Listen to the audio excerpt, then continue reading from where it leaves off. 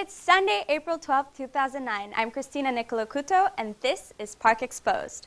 On today's show, Park Extension's very own newspaper celebrates 16 years in print. Plans for a new university pavilion have some local businesses concerned. Cooking up some food and friendship in the collective kitchen. And jazz music struggles to survive.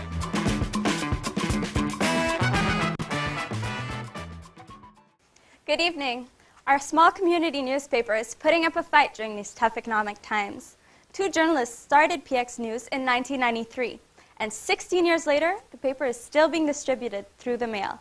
Kristen Theodore has more on the story about the community paper that could. This is our first issue, as you could see. Our offices were in 7000 Park Avenue. March 19, 1993, Volume 1, Number 1. At that time, and that's how it all began. Here, on Park Avenue, a community newspaper was born. 16 years later, the offices are now located in Laval, but the newspaper's content remains exclusively Park. I am a Park X boy. My partner is a Park X boy, and we were raised in Park X, and I even went to school in Park X. So I know the area, the back of my hand. Guzman feels that bigger newspapers neglect the community. You're going to find in the daily that they get had a drug bust, you know, at a local community. That for them is local, but it's not. That's not the community is. It's not only drug busts, you know. And residents want to know about the community. Since it's bilingual, you know, you can be informed of certain things because we have a lot of immigrants, obviously. And also that brings people together in a way that they know what's going on and what they should look out for. And you know what little things that can be changed to make the community better and, you know, to move it up. For example, PX News got an exclusive interview with Justin Trudeau. But it only made it to page 2. A story about Mary Darrows leaving Vision Montreal was considered more important. Only 9,000 copies are circulated for a population almost 3 times that number. And since PX News is a free newspaper, it generates most of its revenue through ad sales. The ads come from all areas of Montreal, not only Park X. There wasn't a paper there to serve the community from 1932 or 34. Any other venture of a paper would open and close within a month or 2 months because it's a very particular area. Unlike many newspaper editors, Guzman is optimistic about the future of his newspaper. For him, it's all in the touch. Yes, you know, and you like to, okay, because I have some pizza stains, but doesn't matter. You're still, you know, you like to really touch. For Park Exposed, I'm Kristen Theodore in Chambéry-Laval. A local art collective is getting a makeover. The Long Hall is an artistic space, but you wouldn't know by looking at it. The collective plans to turn its exterior into a sculpture garden. It will also remodel its interior to be even more attractive to potential tenants. The aim is to expand the borough's art community. The Long Hall will fund these renovations through government grants. Park Extension is getting a new neighbor. The University of Montreal plans to build a science pavilion right on the Park X Outremont border. The project is still in the works, but it's leaving Park X residents wondering what's in it for them. Alexandre Turp has more. These train tracks are a separation that's both physical and symbolic. To the left is Outremont, one of Montreal's wealthiest neighborhoods. To the right is Park Extension, the city's second poorest area.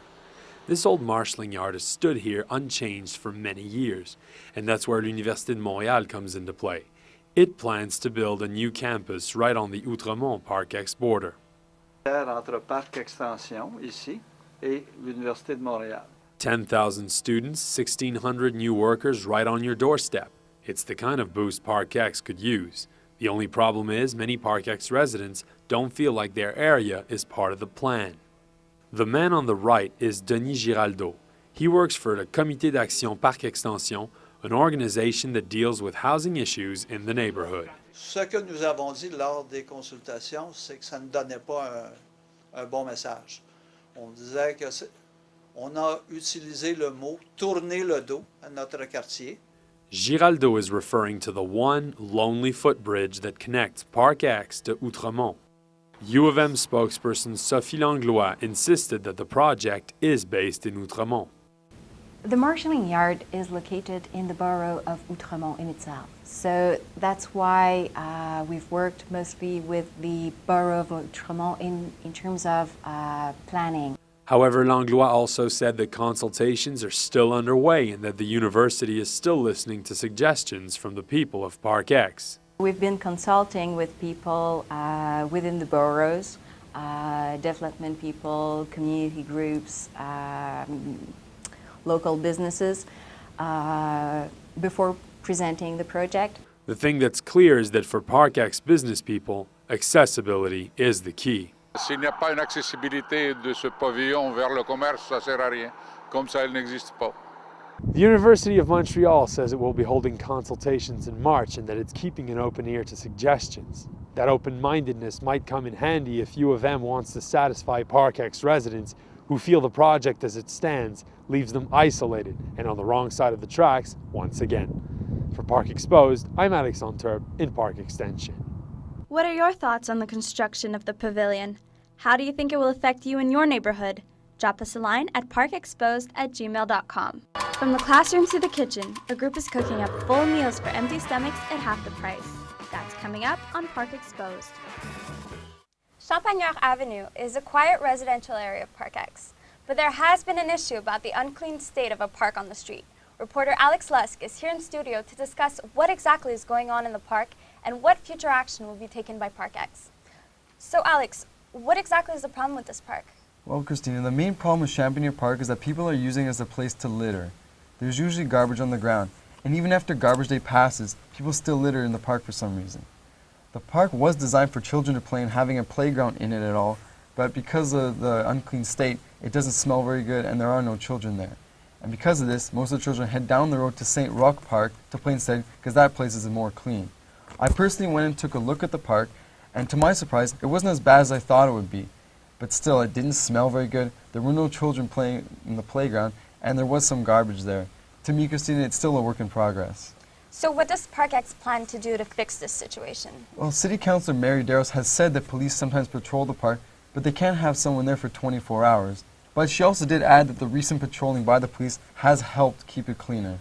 For now, it seems like Parc X is headed in the right direction with the park, but we'll see what happens. And as for drawing children back to the park, that will also remain to be seen.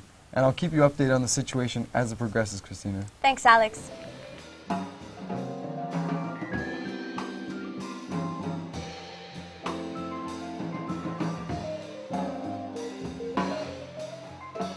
That was just a taste of Parc X's very own jazz trio. Hear their story coming up later on in the show. Over 450 Parc X volunteers got a sweet reward recently. They spent the first day of spring at an authentic cabane à sucre in the Laurentians. The party was in honor of the borough's Volunteer Appreciation Day. The reward was given earlier than usual this year. The day is normally celebrated in November, but the upcoming elections required the borough to reschedule the event. The economic crisis has a lot of us thinking about how we can cut back, but a group in the neighborhood thinks it has one solution. The Collective Kitchen organization can feed your family for a fraction of what you're paying now. Members can also meet new people while polishing their cooking skills. Reporter Marie-Ève Gagné put on her apron and went to see what's cooking. Cooking alone can be quite the chore, but cooking with friends is fast and fun. The Parc X Collective Kitchen is a non-profit organization where members prepare meals to take home for the week. They share the work and split the cost of groceries. Ghislaine Plément has been a member of 5 different collective kitchens in Parc X, each focused on different types of food. I've made veggie pâté. I have a vegetarian group. We made veggie pâté. I've made enchiladas. I've made tortillas, griot, Asian food. I've made, what else? It's amazing. Ghislaine is now the coordinator for this collective kitchen, but will step back once the members are settled in. Now I'm with the groups to make sure that they get autonome. The collective kitchen has helped Ghislaine become friends with people from her community. Judith Wong is one of them. Judith joined the collective kitchen ever since her daughter moved to Costa Rica.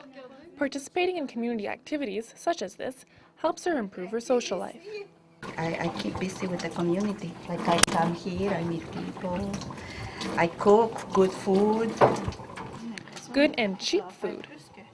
The kitchen provides basic ingredients such as flour, margarine, and lots of spices. Members decide on a few recipes and purchase the remaining ingredients in bulk. And a yearly membership is only $5. Ghislaine collects the bills and splits them according to the number of members, usually between 4 and 8 people. We're making 54 portions today. So 4 recipes of 15 portions each, which gives us about $1.50 a portion. Ghislaine says Park X is one of the best places to have a program like this. There are lots of stores to buy exotic ingredients that are hard to find at regular grocery stores. This allows members to explore diverse recipes and add some variety to their diets. But Ghislaine admits her favorite part of the program is not having to deal with the cleanup. We share the jobs, and some people really like it, so I don't even have to do it. Yes. Marie-Ève Gagné, Park Exposed, St. Roch Collective Kitchen. 2 young jazz musicians are from right here in Park Extension. Their band is called Park X Trio as a celebration of the neighborhood, but you can't hear them perform in our community anymore. For more on this story, we now join our entertainment reporter, Béatrice Bernard-Poulain. So Béatrice, why doesn't Park X Trio get to play in Park X? Well, Christina, when talking to the guys, you really get the impression that there isn't much of a demand for jazz in the neighborhood. So when I caught up with the band, I tried to find out more. Let's have a look. This band may be called Park X, but tonight they're playing at L'Assommoir in the Mile-End.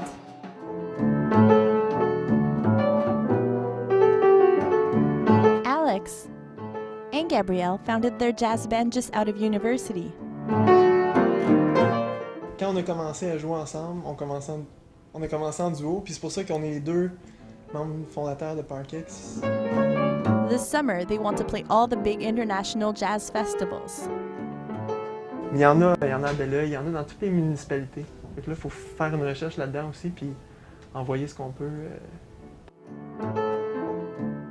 A lot of people will only have their composition band play at a festival, let's say, once or twice a year. For us, it's really important to sort of stay active. But when it comes time to practice, playing shows in the neighborhood is just not possible. They tried when they first moved into the neighborhood. For example, they visited Sims, which seemed to be jazz-friendly because they had a saxophone player on the old outside sign, and they asked about the cost of renting the venue. Ends up costing something like $1,500 to rent the room, and at that price you can pretty much get the Spectrum or Metropolis or whatever. So they come here to play.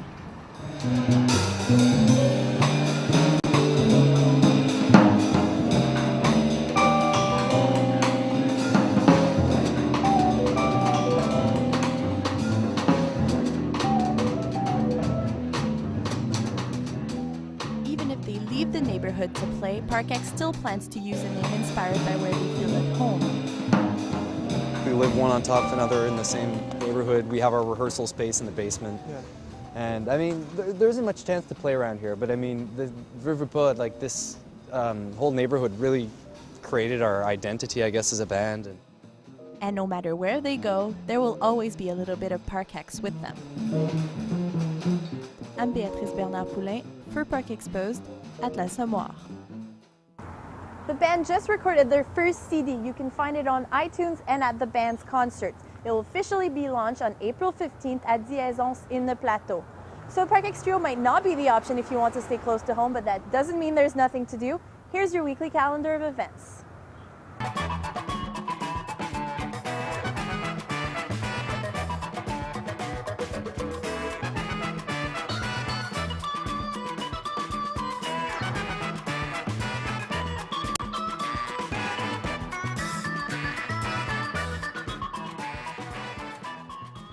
Well, that's what's up this week. Back to you, Christina.